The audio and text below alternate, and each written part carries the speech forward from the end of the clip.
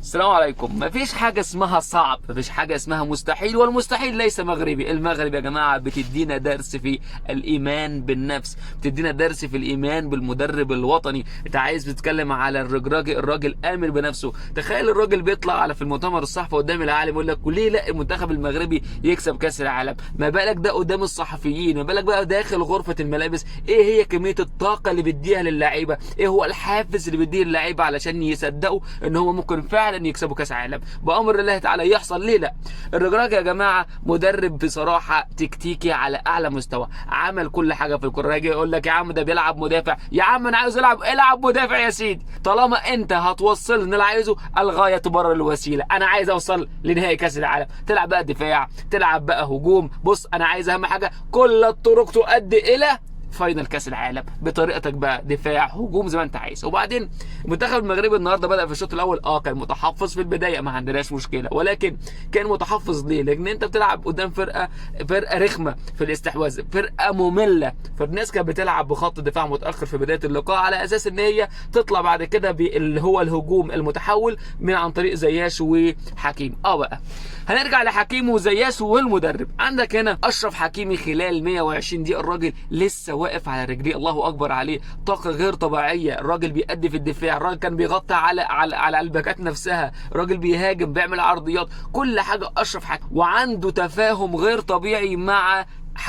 حكيم زياش اخيرا قدر يطلع الاسد اللي جواه، والوحيد اللي قدر يخلي حكيم زياش يطلع الاسد اللي جواه هو الرجراجي. لا قدر لا لامبرد ولا توخيل ولا حتى جيرام بوتر اللي هو مدرب تشيلسي الحالي. بص يا جماعه، هو الدنيا كلها شغاله على العامل النفسي. طول ما كانت النفسيه حلوه والمزاج رايق هديك 90 120 دقيقه بمستوى فوق ما تتخيل. احنا كده البشر، ادينا عامل معنوي، احيانا العامل المعنوي افضل بكتير من العامل المادي. اديني معنويا، الله ينور عليك، الله ينور يا كبير، ده انت البطل بتاعي، ده انت القائد، ده انت اللي هتكسبني، ده انت هتخليني نازل الملعب بص كده عايز اكل النجيله بمعنى اصح. هنقول الشوط الاول المنتخب المغربي كان بيلعب تحفظ وكان بيلعب من التحول من الدفاع للهجوم، والمنتخب الاسباني كالعاده بيلعب بالاستحواذ السلبي. بص يا جماعه، هناك فرق شاسع بين الاستحواذ الايجابي اللي بيعمله جارديولا مع السيتي او اي فرقه بيدربها والاستحواذ السلبي اللي بيعمله انريكي. المفروض اقسم بالله الاتحاد الدولي لكرة القدم يخترع قانون جديد عشان خاطر انريكي، زي ما اخترع قانون قبل كده بسبب احمد شوبير في كاس العالم ايطاليا 1990 لما كان كل كرة بترجع لاحمد شوبير يمسك الكرة فبيضيع الوقت. فالاتحاد الدولي عمل ايه؟ قال لك خلاص اي كرة ترجع لحارس المرمى ومسكها يبقى فيها ضربة حرة غير مباشرة. المفروض الاتحاد الدولي يعمل كده، اي فرقة تستحوذ استحواذ سلبي زي كرة اليد، استحواذ سلبي لمدة دقيقتين فهو العكس على طول. ده اللي بيعمله انريكي، استحواذ بدون اي فايده، لدرجه انت في الشوط الاول المنتخب الاسباني ما وصلش، والحمد لله طبعا ما وصلش المنتخب المغربي بكره واحده فقط. الكره اللي اتلعبت خلف نايف اكرت ووصلت لاسينسيو والحمد لله ربنا عمى عن الجول.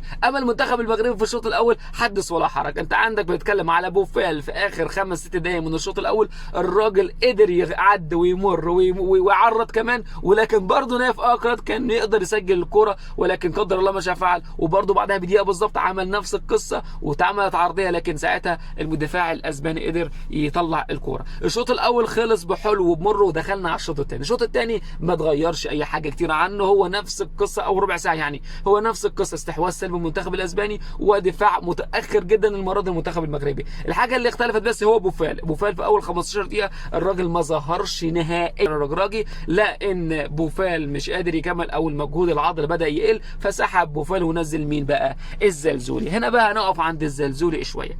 الزلزولي بص يا عم الرجراجي احنا بنحبك وعمالين نمجد فيك ونشكر فيك، لكن برضه في حاجات لازم نتكلم عليها.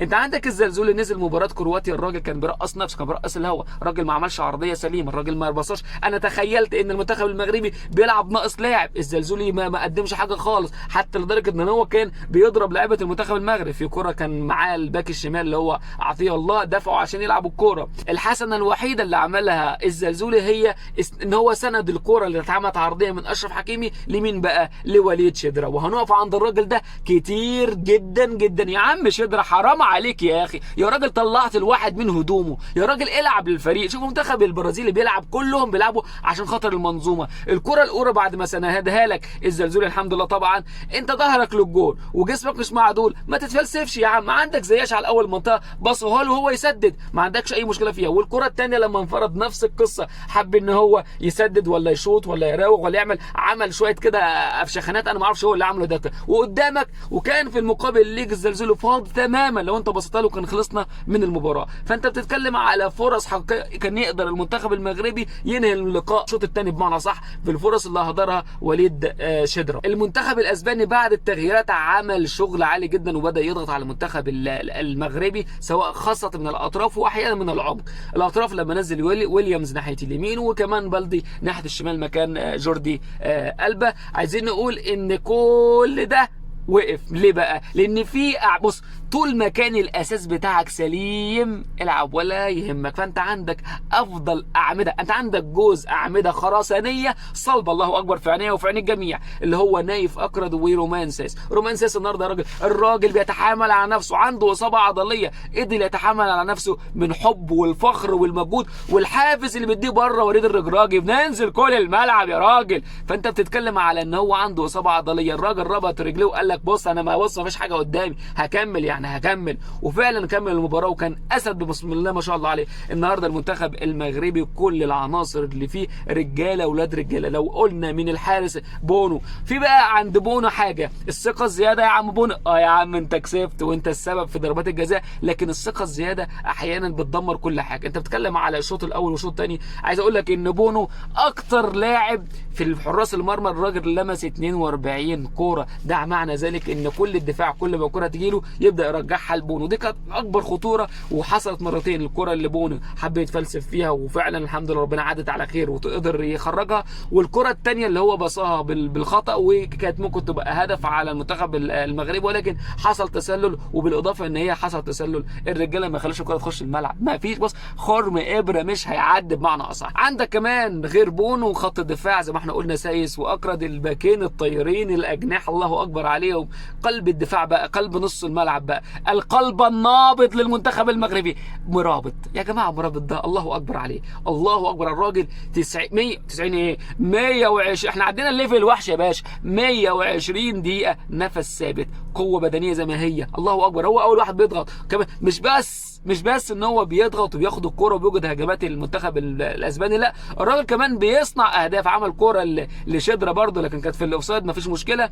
فانت بتتكلم على زياش، الناس كلها كانت ما شاء الله الله اكبر زي الوحوش. ويا رب نامن بنفسنا اكتر ونقدر ان احنا نلعب مباراه قدام البرتغال ما يهمكش اي حد. انت المغرب، ديما المغرب بمعنى اصح، ما تخافش. وليد الرجراجي مخلي اللعيبه ان هي تثق في نفسها، ما تخافش من اي حاجه، العب انت المغرب. هم زياده عنك ايه؟ هم لهم ايدين زي ما انت ليك ايدين، لهم عينين زي ما ليك عينيك. القدرات البدنيه والفنيه تملكها يا رجراجي، تملكها يا المغرب. فنقدر ان شاء الله رب العالمين. عايز اقول لك في المباراه دي الواحد وقف قلبه مرتين. المره الاولى كان في الدقيقه على ما اعتقد 89 لما الكره اللي لعبها ضربه حره مباشره اولمو وعملت عرضيه مقوسه، والحمد لله ان بونو كان يقظ ساعتها وقدر يحولها لضربه ركنيه. والكره الثانيه اللي كانت في اخر ثانيه من الشوط الثاني الاضافي اللي هي زلابيا ده ولا سلابيا، الكره اللي جت في العرض، الراجل ده زي ما يكون عامل شراكه مع العرض. اخر دقيقه اخر ثانيه سدد الكره جت في العرض، والحمد لله ربنا وجعلنا من بين ايديهم سدا ومن خلفهم سدا فاغشيناهم فهم لا يبصرون. والكره الثانيه لما تسدد ضربات جزاء، والحمد لله. مذيع المباراه ده والله العظيم يا عم الله اكبر عليك، اول ما دخل يسدد هو الافضل في تسديد ركلات الجزاء في المنتخب الاسباني، هوب في العرض. الله انا عايزك تشتغل على الحته دي على طول. بص يا جواده او اسمه بيانجي مش فاكر اسمه جواده ولا حاجه، انا عايزك تشتغل كده على طول، اديها يا ريس. والحمد لله صحيح بدر بنون، بص يا اخويا يا حبيبي انت اهلاوي يا بدر فما يهمكش الحمد لله رب العالمين. وبعدين يا جماعه نعذره شويه برضو، لان انت بتتكلم على الواحد لو بيلعب في دوره رمضانيه وداخل يلعب ضربات جزاء وحواليه 20-50 واحد فرجله بتخبط في بعضها، فانت بتتكلم في كاس العالم. بس هو بدر ما بيلعبهاش كده اصلا على طول، بدر لا اما بيلعبها فوق في السقف العارضه لا بيلعبها قويه، ولكن قدر الله ما شاء فعل. وبعدين يا بدر ما تقلقش، اخوك بونو الوحش في ظهرك. يالا مبروك يا مغرب، ديما المغرب. سلام.